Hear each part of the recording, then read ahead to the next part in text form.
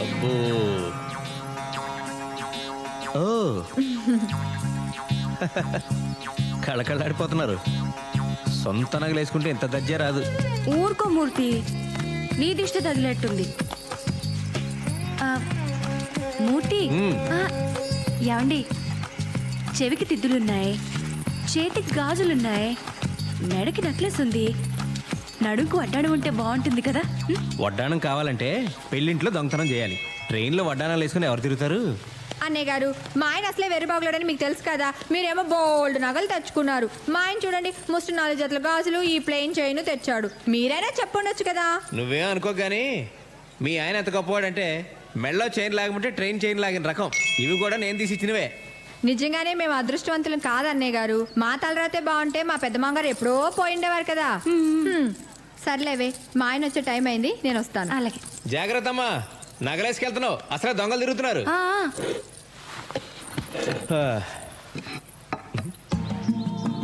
వడ్డించవే, ఆకలేస్తుంది. ఈ రోజు నాకు ఎంత ఆనందంగా ఉందో, ఎంత సంతోషంగా ఉందో, ఎంత హ్యాపీగా ఉందో. రోజు వంట చేస్తే ఆయాసం వచ్చేది. ఇన్ని నగలేసుకున్నా ఒళ్ళెంత తేలిగ్గా ఉందో. ఈ బంగారు నగలు అస్సలు బరువే ఉండవండి. దరిద్రపు కొట్టు మంచినీళ్ళు బిందె ఎంత బరువు ఉంటుందో. అన్నట్టు సూర్యరెడ్డి గారు వచ్చారు, మిమ్మల్ని ఫోన్ చేయమని చెప్పారు. భలే మనిషి అండి ఆయన. రాత్రి మీ వారు ట్రైన్ నుంచి నగలు సూట్ కేసులు తేలేదా అని జోక్ చేశారు. వాడికి అనుమానం వచ్చి ఉంటుంది, లేకపోతే ఆ జోక్ వేయడు. ఆ నగలు తీసి నువ్వు ఎగ్జిబిషన్ లో జైంట్ వీల్ ఎక్కినా 5-6 రౌండ్లన్నా వేస్తారు. మీరేంటండి అప్పుడే తీసేయమంటారు? నన్ను కొంచెం సేపు ఎంజాయ్ చేయనివ్వండి. ఎంజాయ్ చేసింది చాలు గానీ అవి తీసేలా ఇవ్వు. ఎందుకండి? ఇవి పట్టుకెళ్ళి ఆ సూర్యరెడ్డికి ఇచ్చేస్తారా? నోరు మూసుకొని చెప్పి చేయడం నేర్చుకో. పోలీసు నీడ మన ఇంటి మీద పడిందంటే జాగ్రత్తగా ఉండాలి. తెలీదా? బుర్రా బుద్ధి లేదా నీకు? తీసిట్టు. అదేంటండి, ఇవి తెచ్చింది నా కోసమేగా. నీకోసమా? ఎవరు చెప్పింది? ఇది నా సంపాదన. నా సంపాదన గురించి ఎక్కువ మాట్లాడదని నీకు చాలాసార్లు చెప్పాను. ఆ నగలు తీసి టేబుల్ మీద పెట్టు. మీరేమైనా అనుకోండి, నేను మాత్రం ఇవ్వను. ఇంకోసారి వీటి గురించి ఎప్పుడైనా ఎక్కడైనా మాట్లాడితే నరికి పోగులు పెడతా.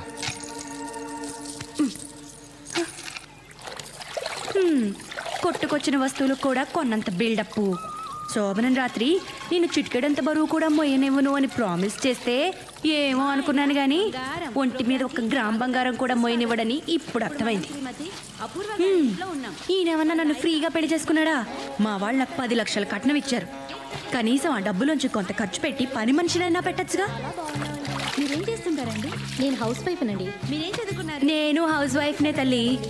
ఉత్తి పుణ్యానికి ఇంటి చాకరీ చేసే ఆడాళ్ళకి హౌస్ వైఫ్ అని అందమైన పేరు పెట్టి సచ్చినాడు. మా ఆయన నన్ను చూడకుండా 1 నిమిషం కూడా ఉండలేరండి. ఏం తల్లి, మీ ఆయన అంత అనుమానం మొగుడా? షీలో హీ, మేడంలో యాడమ్, ఉమెన్ లో మ్యాన్, పదాల్లో కూడా కాపలా ఉండాలా ఈ మగాళ్ళు? ఈ మగాళ్ళందరినీ మా ఆయన నన్ను చాలా బాగా చూసుకుంటారండి. ఆ సంగతి నీ ఒంటి మీద నగలు చూస్తుంటేనే అర్థమవుతుంది. మా ఆయన ఉన్నాడు. ఎందుకు?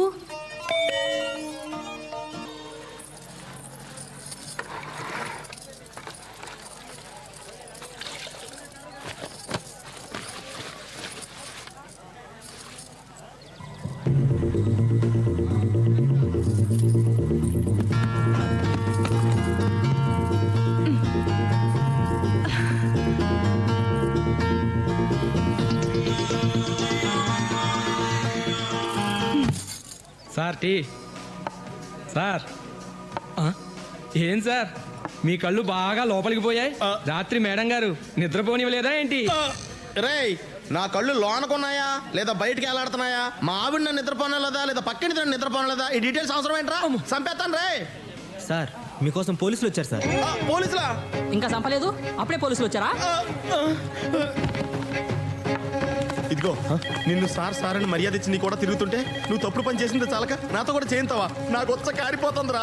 నేను పోలీసులతో నిజం చెప్పేస్తాను, నాకు దానికి ఏ విధమైన సంబంధం లేదు. నువ్వు దొంగతనం చేస్తే నేను ఆ నగల మోసానంతే. నాకే పాపం తెలీదు. మీరు ఏమైనా చేసుకోండి. వాళ్ళు అడగక ముందే మొత్తం కథ అంతా చెప్పేసేలా ఉన్నా. ఏం జరిగినా నేను మాట్లాడతాను. నువ్వు నోరెత్తావంటే చంపేస్తాను. సార్, ఆ రోజు నేను అక్కడ లేనని చెప్పరా? సరే రా.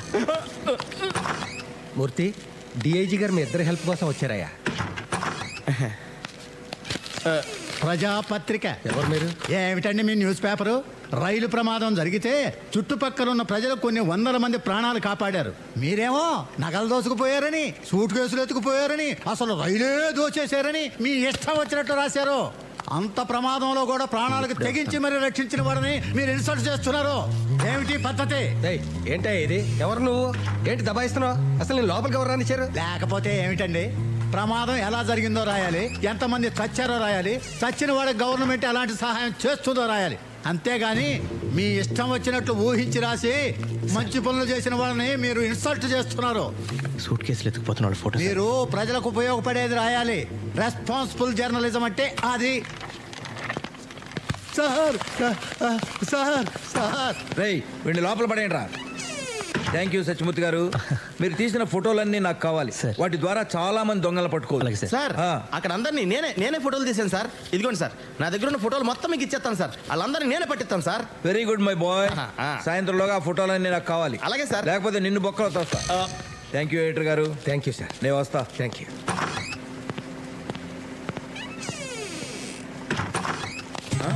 మీ ఇద్దరితో కొంచెం మాట్లాడాలి.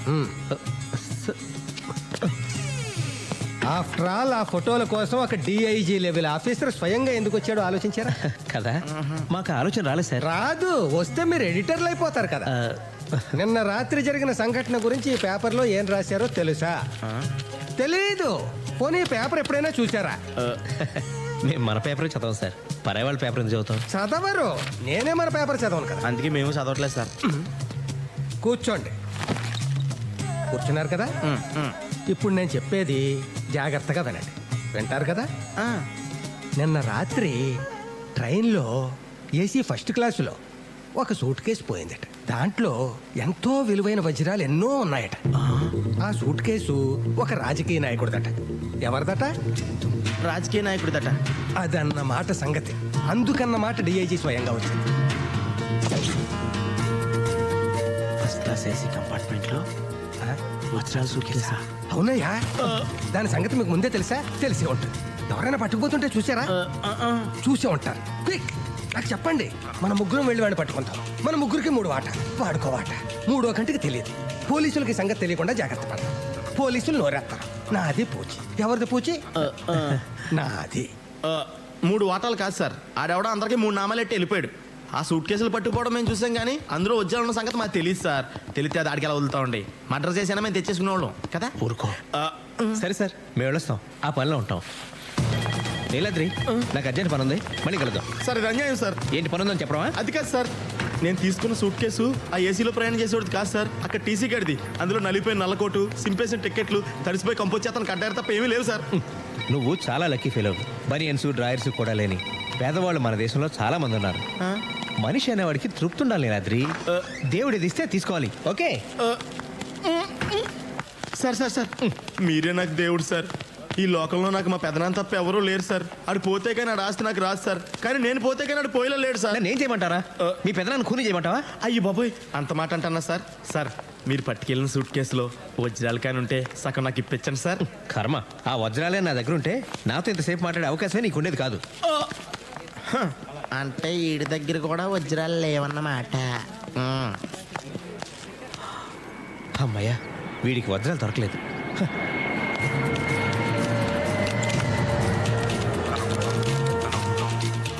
దేవుడా, ఆ వజ్రాలు ఖచ్చితంగా నా సూట్ కేసులోనే ఉండేలా చూడు స్వామి.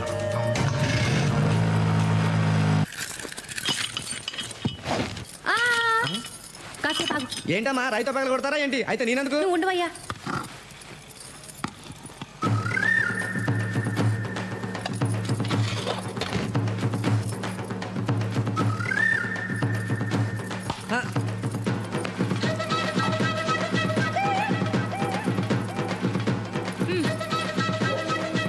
ఏంటమ్మగారు ఇంత అడావుడి చేస్తున్నారు? దీంట్లో ఏమైనా నిధులు నిక్షేపాలు ఉన్నాయా? నువ్వు తీవయ్యా.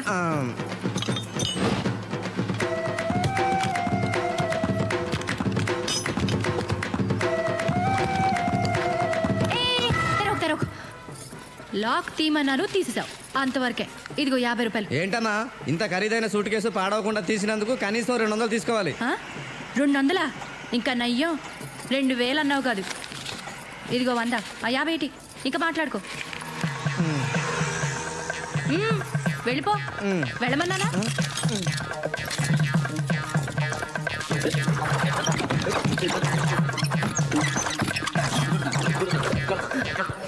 అమ్మా కనక మహాలక్ష్మి, ఇప్పటికైనా నా మీద కక్షలు చూపించకుండా ఇందులో లక్షలు చూపించు తల్లి.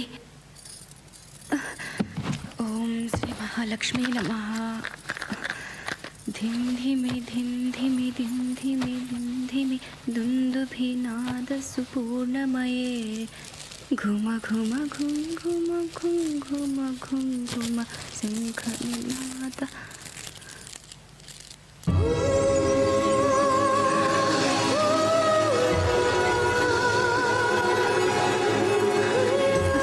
తల్లి కనక మహాలక్ష్మి, ఈనాళ్ళకి నన్ను కరుణించావా తల్లి? అయ్యో, బుజ్జి ముండలు ఎలా మెరిసిపోతున్నాయో. ఏదో మూర్ఖంగా ముండా అనేశాను, నన్ను క్షమించు తల్లి.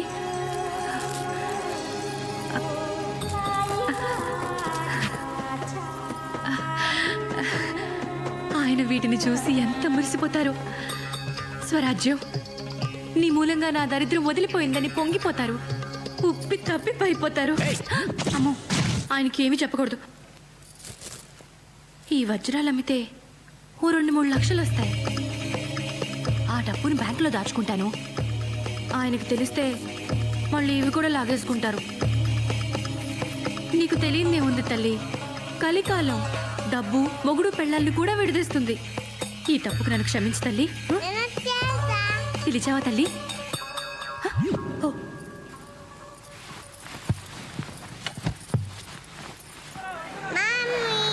పాపా, బంగారం.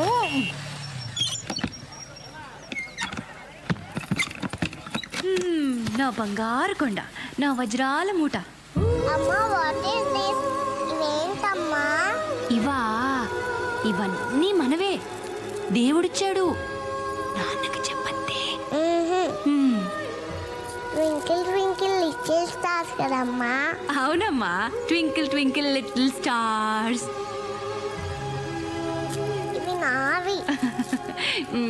ఇవన్నీ మనవేనమ్మా. ఇటీ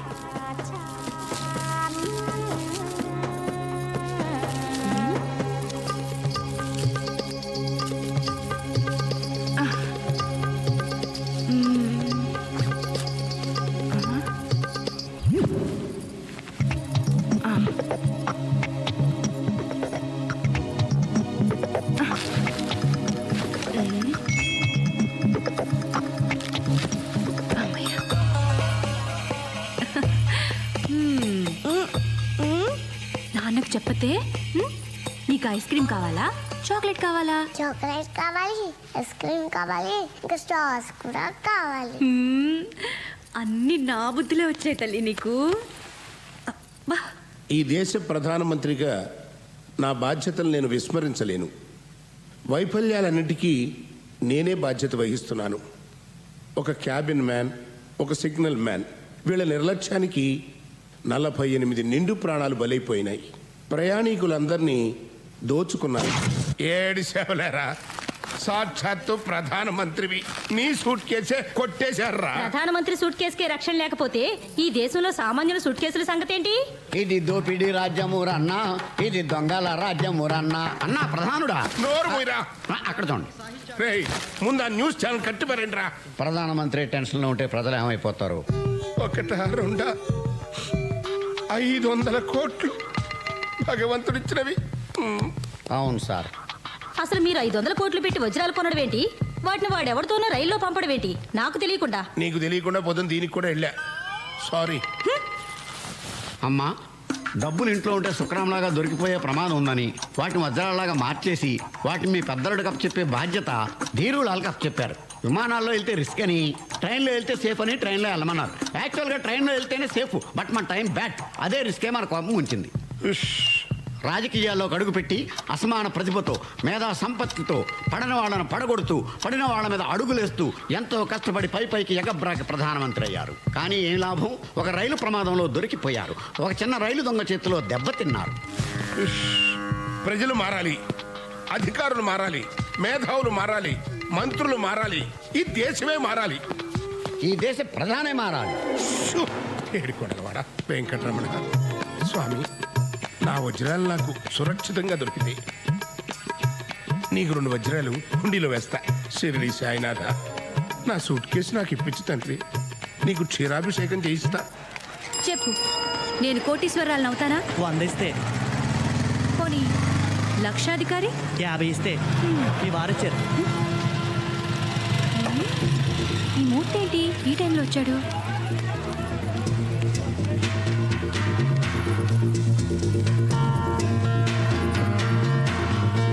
మీరేంటండి ఎప్పుడు లేనిది ఈ వేళ ఎప్పుడు వచ్చారు?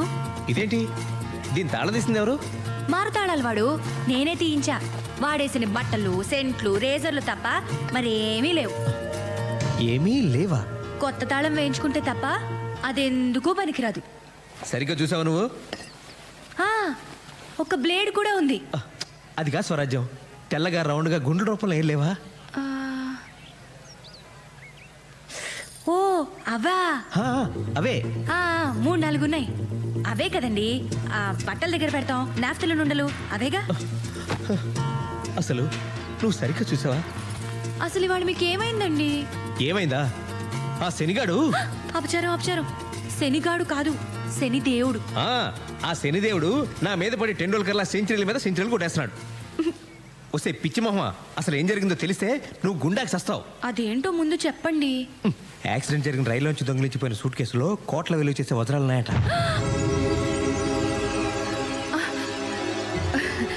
పాపపు సొమ్ము మనకెందుకు?